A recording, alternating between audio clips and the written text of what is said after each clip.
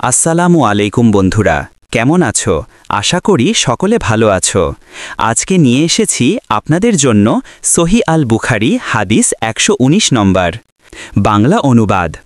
আবু হুরায়রা রাদিয়াল্লাহু তাআলা আনহু বললেন, আমি বলেছিলাম, হে রাসূলুল্লাহ সাল্লাল্লাহু আলাইহি ওয়াসাল্লাম, আমি আপনার থেকে অনেক হাদিস শুনি, কিন্তু সেগুলো ভুলে যাই।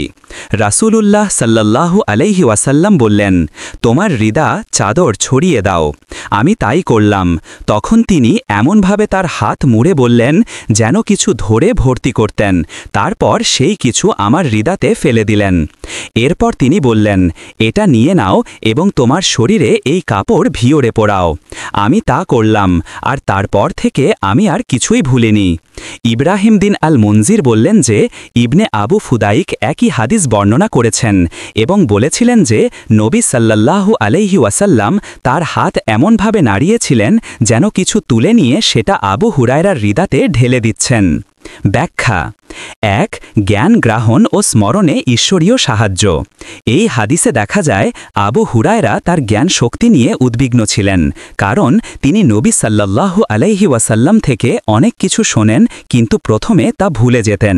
কিন্তু নবী সাল্লাল্লাহু আলাইহি ওয়াসাল্লাম এক আকাশতুল্য দৃষ্টান্ত দেখান। তার হাট এমনভাবে কাজ করলেন যেন আল্লাহ পাক আবু হুরায়রাকে বিশেষভাবে স্মরণ করার জন্য জ্ঞান ঢেলে দিচ্ছেন।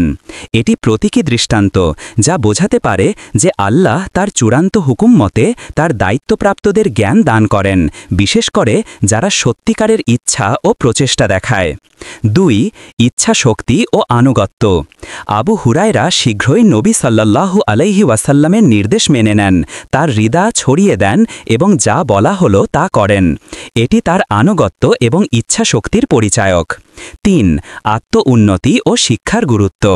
যে ব্যক্তি জ্ঞান অর্জন করার ইচ্ছা রাখে, আল্লাহ ও তার রাসূল সেই ব্যক্তিকে সহায়তা করেন। এই হাদিস মুসলিমদের জন্য এক শক্তিশালী শিক্ষা যে তারা তাদের স্মরণ শক্তি ও আয়ত্তে উন্নতি করতে পারে, বিশেষ করে যদি তার জন্য তারা প্রার্থনা ও কাজ করে। ৪. আধ্যাত্মিক প্রতীক। হাত ভর্তি করা ও হৃদাতে ঢালা এমন প্রতীকী ক্রিয়া যা শুধুমাত্র শারীরিক কাজ নয়, বরং আধ্যাত্মিক দিকেও ইঙ্গিত দেয়, আল্লাহর পক্ষ থেকে আশীর্বাদ ও জ্ঞান নিয়ে দেওয়া। বন্ধুরা, ভালো থাকবেন আর চ্যানেলটিকে সাবস্ক্রাইব করবেন হাদিসগুলো জানার জন্য। আল্লাহ হাফেজ। আসসালামু আলাইকুম।